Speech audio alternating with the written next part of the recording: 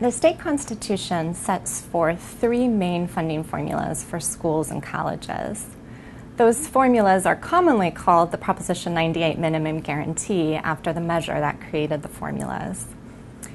Each year in November, for planning purposes, we look back and revise our estimates of the minimum guarantee for the last year or two, and look forward over the coming years and estimate what the guarantee would be given our demographic, economic, and revenue assumptions.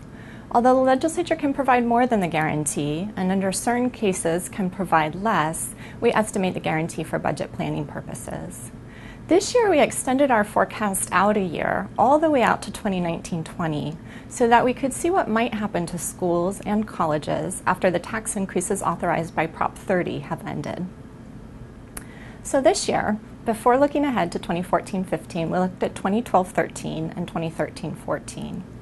In 2012-13, state revenues have increased $1.6 billion above budgeted assumptions.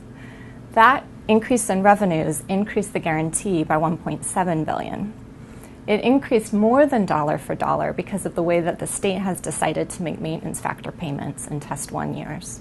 In 2012-13, we estimate that the state will make a $5.4 billion maintenance factor payment, leaving an outstanding obligation of $5.6 billion. State revenues have also gone up more than estimated or more than originally budgeted for 2013-14. And those higher revenues have also increased the guarantee, in this case by $2.7 billion.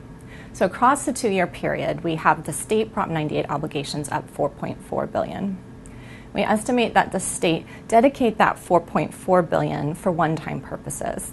Given the 12-13 school year is over and the 2013-14 school year is already underway, for practical purposes, the funds are available for one-time purposes. During the recession, the state made a number of payments late to schools and also went a number of years without paying education mandates. In total, primarily from these two sources, we estimate the state has $11.5 billion in unpaid or delayed payments to schools and colleges.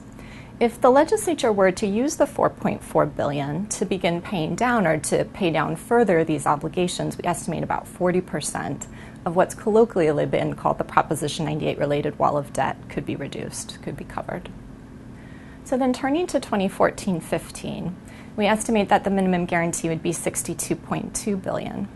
This is $7.7 billion, or about 14% more than what's being currently spent on schools and colleges' ongoing programs.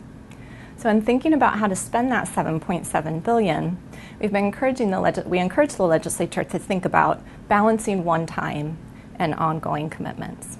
For example, if the legislature were to designate half of it for one-time spending and half of it for ongoing spending, it could take that wall of debt I just mentioned and whittle it down further to about $3 billion, and still have enough for ongoing programs so that per pupil funding would increase, we estimate, about $600, about 7%. Balancing one-time and ongoing spending, we think, provides a number of benefits. This is a large amount of growth, so we think it would help districts plan for and accommodate the growth. In addition, if the state were to enter an economic slowdown, or if revenues were to come in lower than projected just because of regular volatility and capital gains, we think it would minimize any ongoing programmatic effect for schools and colleges. These one-time, in 14-15, if revenues came in lower than projected, the legislature could reduce the amount it had designated for one-time spending, keeping ongoing programs untouched. And then as we enter 15-16, if there were to be an economic slowdown, those one-time funding commitments don't create any out-year cost pressure. So again, ongoing programmatic reductions would be less likely to be needed. In essence, what we're saying is it's one tool that the legislature has to avoid building up programs just to have to cut them the following year if there is a slowdown or revenues come in lower than projected.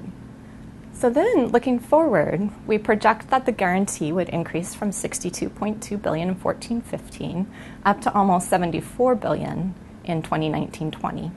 We project that growth in the earlier part of the period will be somewhat stronger than in the latter half of the period, with annual increases about $3 billion in the early years, about $2 billion in the later years. And that growth is tempered in the latter part of the period because of the end of the Prop 30 tax increases. Nonetheless, given the growth over the period, we think it's very likely the legislature could have a plan for retiring the entire wall of debt by the end of the period or in the latter years in the period.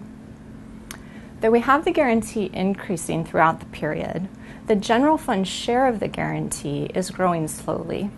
The reason for that is because the other major source of funding for schools and colleges, local property taxes, is growing at a quite healthy rate.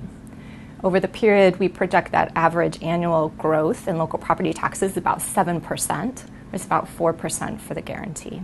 So those are the highlights of our forecasts. For more information on our overarching forecast for schools and college funding, as well as related issues, for example, on the maintenance factor on local property taxes, those can be found in our report, which you can access online.